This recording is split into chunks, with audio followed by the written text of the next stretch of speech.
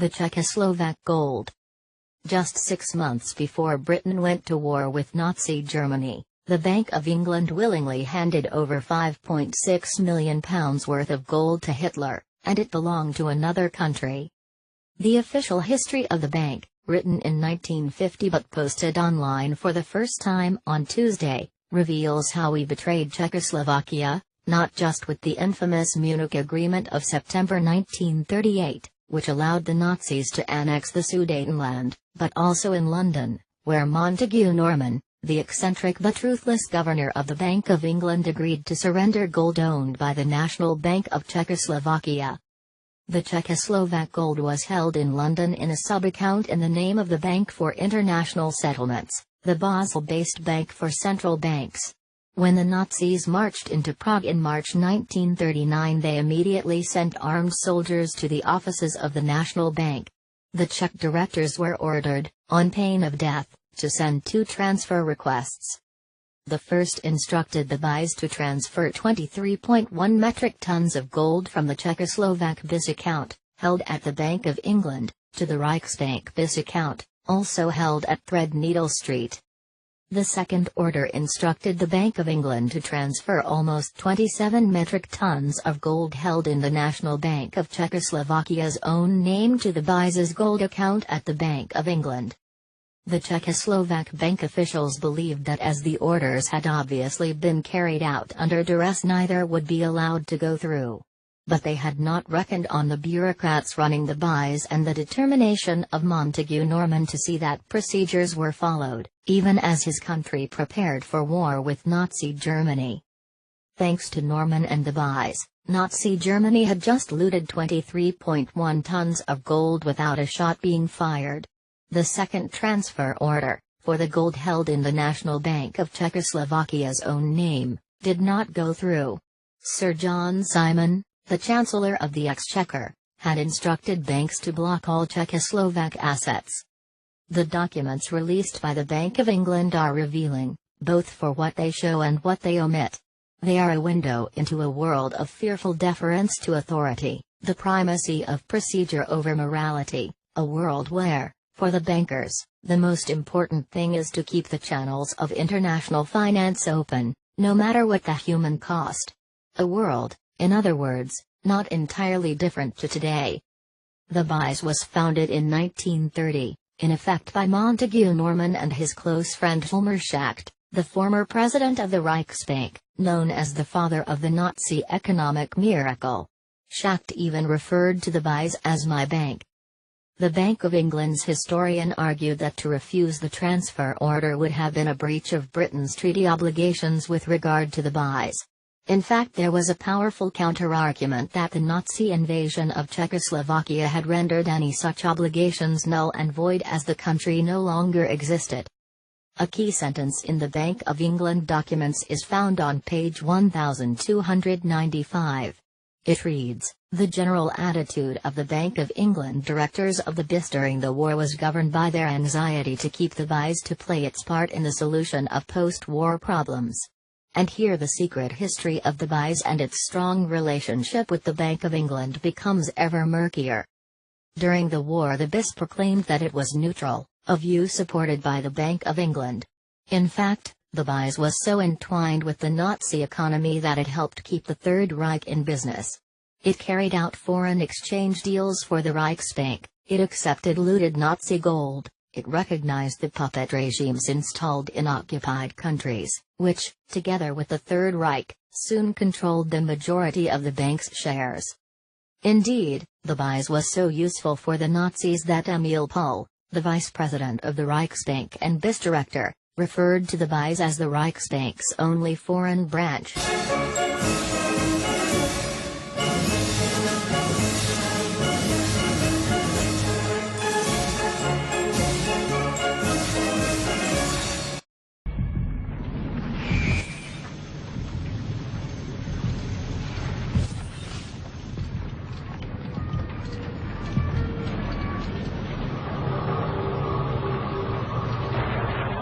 The war is over.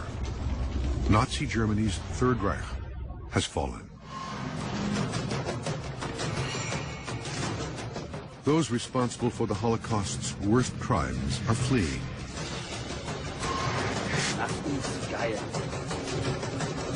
And help appears to come from a sinister organization set up to ensure the rise of a new empire, a Fourth Reich.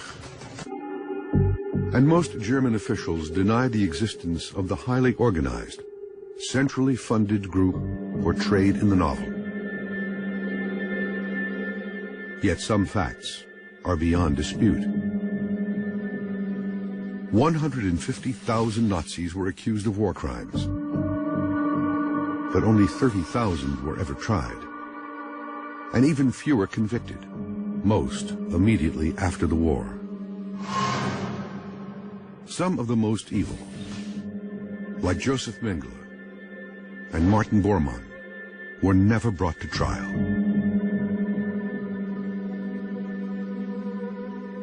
The Maison Rouge report, declassified in 2000, it details a secret meeting that took place on August 10th, 1944.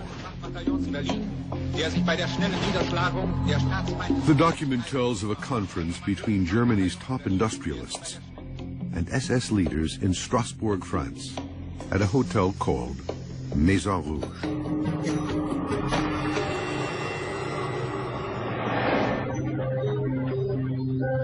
The Maison Rouge meeting was attended by representatives of the key German industries, and it was presided over by a high-ranking officer from the SS, and talked about what would happen in the future now that Germany was certain to lose the war. The plan was for the Nazis to regroup and rise again. Hitler ahí sí, tuvo 3 días, eso yo sí. Eso yo porque vimos los choferes y todo, el padre Mónica también, pero nosotros teníamos que callarlo la boca. O perdíamos el trabajo, y después lo agarré a Luis yo, y le digo, che Luis, callate, me dice, no digas nada. Y si usted, ahí había foto de él. Paraguay's Ministry of Justice contains documents known as the Terror Files. They detail the torture, kidnappings, and corruption committed by former dictator Alfredo Stroessner, a Nazi sympathizer of German descent. Under his rule, hundreds of SS officers may have been granted safe passage into the country. This is a document dated from the 24th of August in 1961. One of the interesting things about this document is that it brings both Nazi criminals together. It was Mengele and Bormann. Bormann, who was sick with stomach cancer in Asunción, and then, according to this, Mengele, who came to treat him under the name of Don Fritz.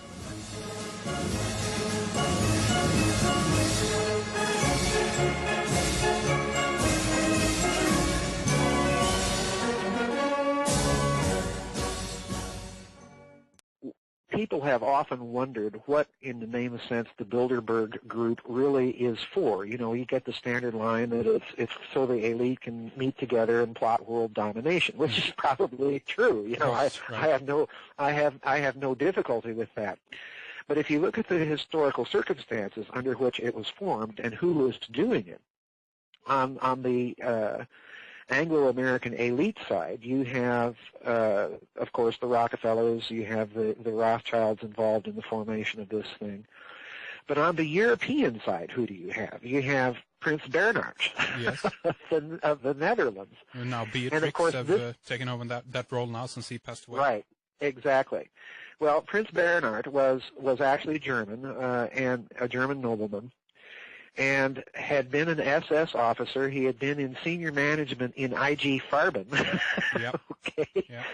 And, you know, if you stop and consider what this symbolism actually means or portends for the purposes of the Bilderberg group, I think what it means is this, is you had all of this huge amount of liquid capital assets that the Nazis were sitting on top of, hordes of golds, platinum, diamonds, you know, paper currency, and so on and so forth, that they literally had to move and launder.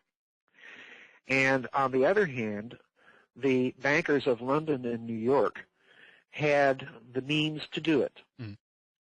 So in other words, I think that the real purpose of the Bilderberg Group was to coordinate the post-war financial activity of this surviving Nazi international with the Anglo-American movement.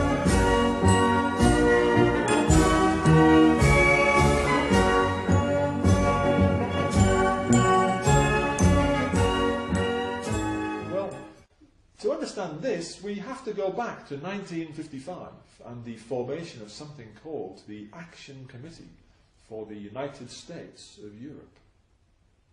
A secretive committee whose history has essentially been hidden from the British people. The Action Committee for the United States of Europe was founded by a man called Jean Monnet, a French wheeler-dealer bureaucrat. The meetings of this Action Committee began in January 1956 and were held in private. But right from the start, Monnet made it very clear to everyone involved what it was all about. In a letter sent to the people who joined with him in forming the committee, he stated outright that mere cooperation between governments would not suffice. It was indispensable, he said, for countries to delegate their powers to European federal institutions, and that the close association of Great Britain with this must be assured. Notably, the longest-serving member of the committee's executive committee was a German, Kurt George Kiesinger, who sat on it between 1956 and 1965. Kiesinger had been a member of the German Nazi Party and had worked in the Nazi Foreign Ministry's radio propaganda division during World War II. Meetings of the Action Committee for the United States of Europe were held throughout the 1960s and only concluded after 1973 when Britain had joined the European Economic Community, the forerunner organisation to the Brussels EU of today. But of course, it isn't only the British people who've been misled about the Brussels EU. The whole of Europe has been, and still is being, deceived about what the Brussels EU is and what it does. You see, the Brussels EU isn't a democracy. It's a dictatorship. The people of Europe have neither control over the executive level of the Brussels EU, nor even over the legislative process. Even the Brussels EU Parliament has no means of effectively controlling these things either, because unlike in a democratic parliament, the Brussels EU version has no right for independent lawmaking. To all intents and purposes, under the Brussels EU system, the power of the people to determine their government has been transferred to corporate interests.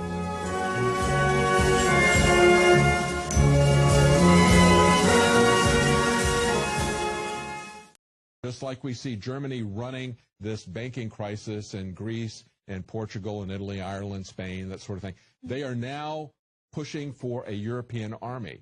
Going back to March, the Wall Street Journal pointed out, and this is the defense minister of Germany, her name is Ursula von der Leyen. She said, "I'm convinced that a European army or European defense union can be created as a logical consequence of European integration."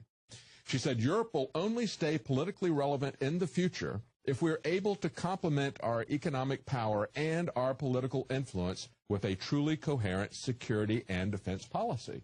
And so you have to ask yourself, if they're going to have a European army, who will finance that army? It's going to be financed with a European tax regime.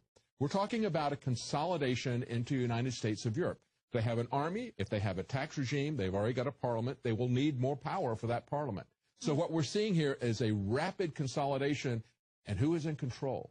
It's Germany. They have fought 2 wars against a Germany that wanted to control all of Europe, and so now it's being done gradually by stealth. This is a program that was put in, as we said, 60 years ago, and if you look at the very first Bilderberg meeting, as we pointed out when we covered Bilderberg, the very first meeting was held at the site of the last Nazi victory of World War II, Operation Market Garden. You can see it in the movie, A Bridge Too Far. And it was at the site of that victory that they held the very first meeting. And Prince Bernhard, one of the people who organized Bilderberg, was one who suggested that they have that there. He was alleged by many to have betrayed the secretive operation that caused its failure at that point in time. So this is something that has a very long history. It looks to me like the Fourth Reich, but it is all part of the globalist reunification, what Zbigniew Brzezinski, Henry Kissinger, and others have been working on for the last 60 years.